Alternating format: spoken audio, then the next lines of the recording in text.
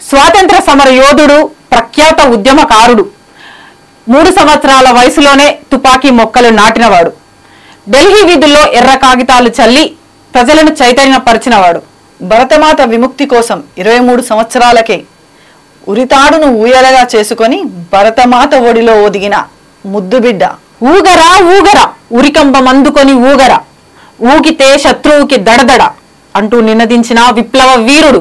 తెల్లవాళ్ల గుండెల్లో గుబులు పుట్టించి ఆంగ్లేయుల తూటాలకు ఎదురెళ్లిన గుండె ధైర్యం అతని సొంతం.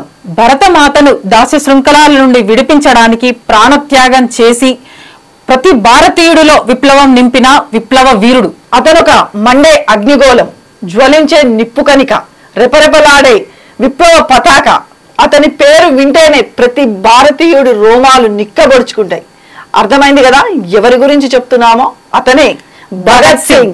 1907 సెప్టెంబర్ 28న పూర్వపు పంజాబ్ లో జన్మించారు. భవిష్యత్తుకి బాల్యమే మొలక. మరి ఈ మొలకలు వేసే వయసులో తుపాకులను మొలకెత్తించాలని చూడడం తన వ్యక్తిత్వానికే నిదర్శనం. భగత్ సింగ్ తన 13 సంవత్సరాలకే గాంధీజీ సహాయ నిరాకరణ ఉద్యమానికి ప్రభావితుడై బ్రిటిష్ గవర్నమెంట్ కి ఎదురు తిరిగి బ్రిటిష్ గవర్నమెంట్ యొక్క పుస్తకాలను మరియు దిగుమతులను అన్నిటినీ కూడా తగలబెట్టి అక్కడి నుంచి మహాత్మా గాంధీ యొక్క సిద్ధాంతాలను ఫాలో అయ్యారు. మరి అటువంటి భగత్ సింగ్ విప్లవకారుడిగా ఎలా మారాడు?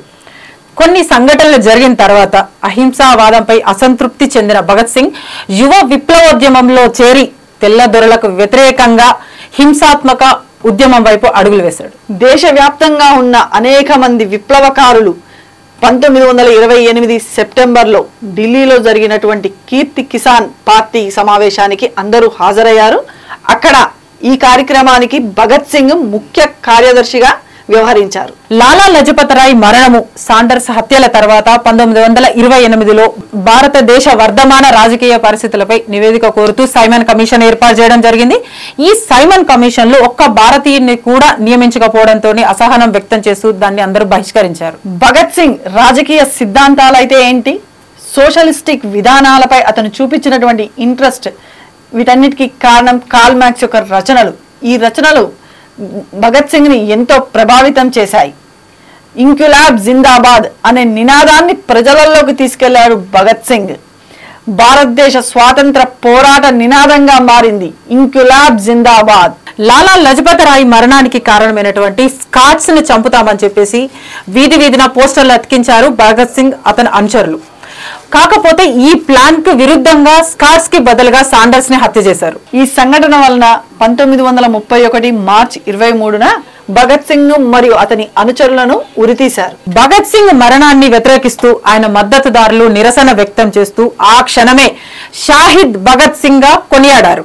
భారతీయులందరూ మార్చి 23న భగత్ సింగ్ మరియు అతని అనుచరుల ప్రాణత్యాగానికి గుర్తుగా షాహిద్ దివాస్ ని జరుపుకుంటారు. మరొక్కసారి ఆ మహనీయుల్ని స్మరించుకుంటూ ఇంక్విలాబ్ జిందాబాద్.